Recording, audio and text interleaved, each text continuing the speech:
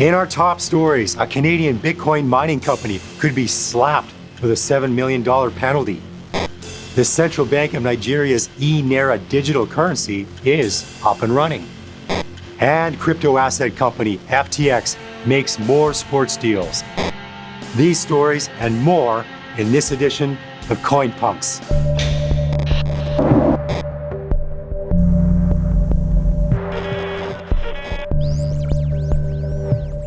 Welcome to Coinpunks, where we cover the top stories in the crypto space, helping you get informed on all things related to digital assets. Let's jump into today's stories now. In Canada, Alberta's Provincial Utilities Commission has proposed a more than $7.1 million penalty for a Bitcoin mining power plant that set up shop without permission at 2 sites in the province. Vancouver-based Link Global set up 4 1.25 megawatt gas generators at a site in Sturgeon County last year, about 10 kilometers from the northwest outskirts of Edmonton, my hometown. The generators drew power from a dormant natural gas well owned by Calgary-based company Mega Energy to run computers that mine digital currency.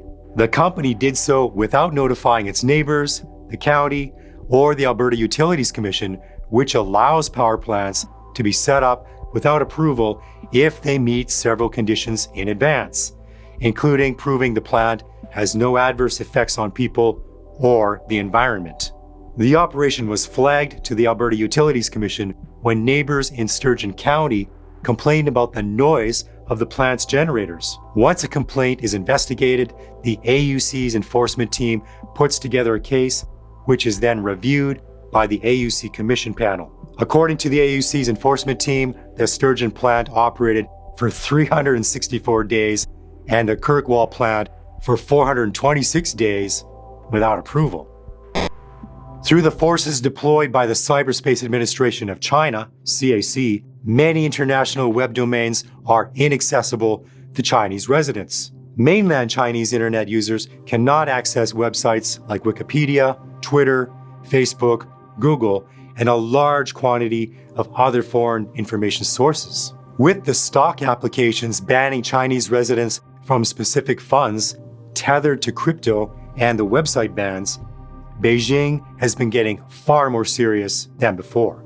The web portal checking site greatfire.org indicates that both coinmarketcap.com and coingecko.com are now 100% inaccessible to citizens residing in China. In addition, tradingview.com is blocked, as well as Huobi and OKEX.com. Bitstamp is 100% blocked in China, and uniswap.org is also inaccessible. Coinbase was blocked way back on September 27, 2021, according to the website analyzer greatfire.org. What do you think about China's Great Firewall blocking certain crypto-related websites?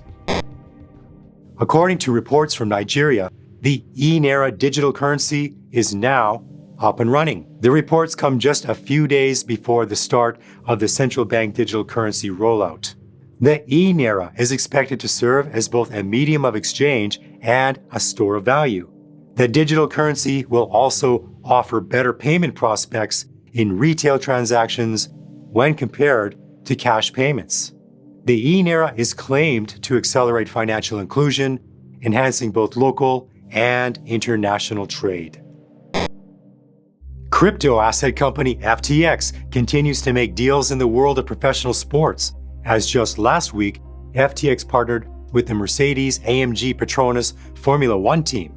FTX has also partnered with Super Bowl champion Tom Brady, Brazilian model Gisele Bündchen, Kevin O'Leary, and became Major League Baseball's official crypto exchange in a long-term deal. FTX also purchased the U.S. professional esports giant TSM for $210 million, and it won the naming rights to the Miami Heat Arena.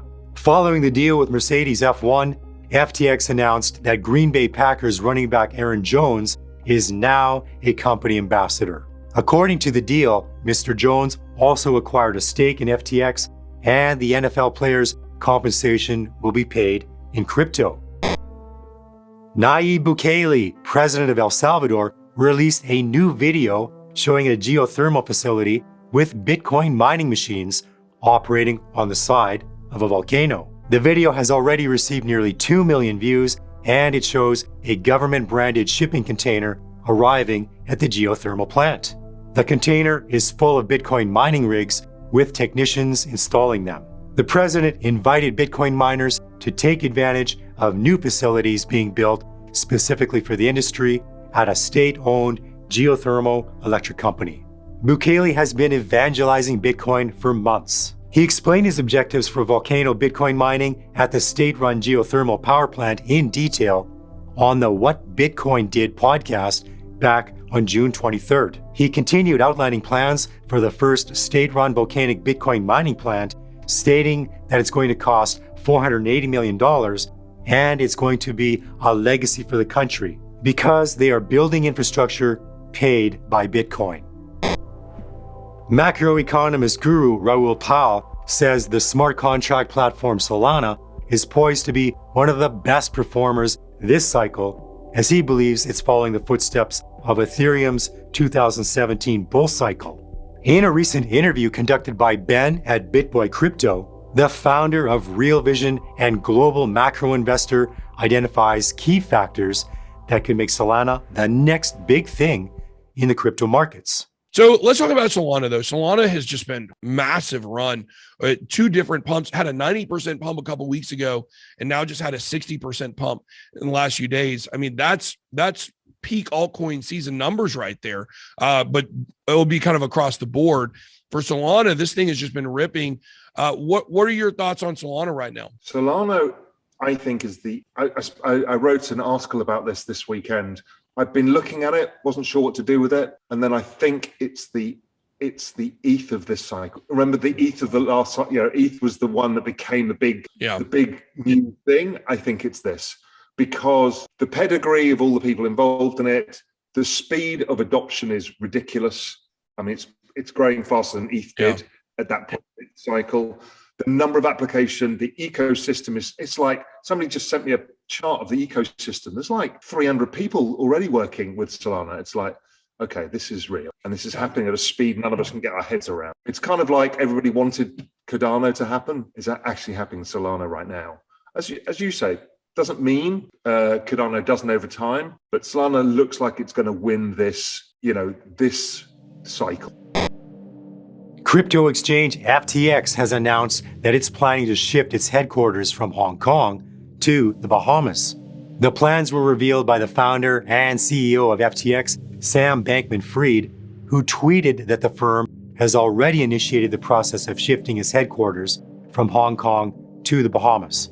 First, the Chinese crackdown on crypto has meant that FTX could face regulatory uncertainty in the future, despite Hong Kong having a favorable environment for cryptocurrencies. The Bahamas, on the other hand, already has regulatory framework for crypto firms in place. The second reason is the strict quarantine rules and procedures being followed in China. Authorities in Hong Kong have taken an increasingly hostile stance towards crypto. Recently, they barred non-accredited investors from accessing the local crypto market. There are also unclear regulations regarding the custody of crypto and inconsistencies when it comes to how different regulatory bodies in the city treat digital assets. These have been some of the biggest reasons why crypto firms are bailing from Hong Kong.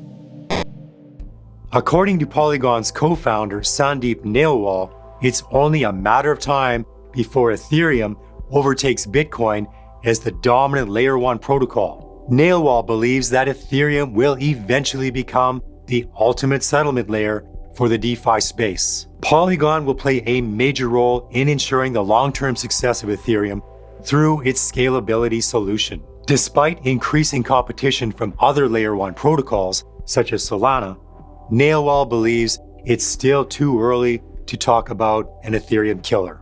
And according to the Polygon co-founder, Ethereum will eventually prove superior even to Bitcoin because it has a higher number of use cases.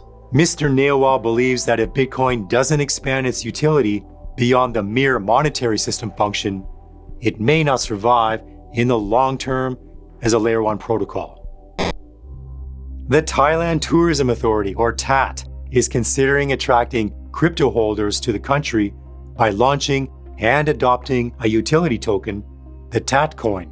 The Thai governor's statement aligns with the entire agency's plans to turn Thailand into a crypto hub. In addition to the TAT coin, the Tourism Authority is also considering offering a Bitcoin debit card at airports to facilitate alternative payment options for crypto nomads. The tourism agency wants to expand further into the country's business and leisure tourism in the long run by hoping to partner with local crypto exchange BitCub. The idea is that the TAT coin or any other digital assets like NFTs would open up the floodgates of demand for Thai crypto tourism. This wraps up things for today's show. Leave your comments on today's stories and also drop suggestions for what you'd like coverage on in the future. And if you like today's show, give it a like and subscribe by tapping that sub button. If you're on the go, you can get the same content in our podcast over at www.coinpunks.ca. Thanks for tuning in and catch you in the next one.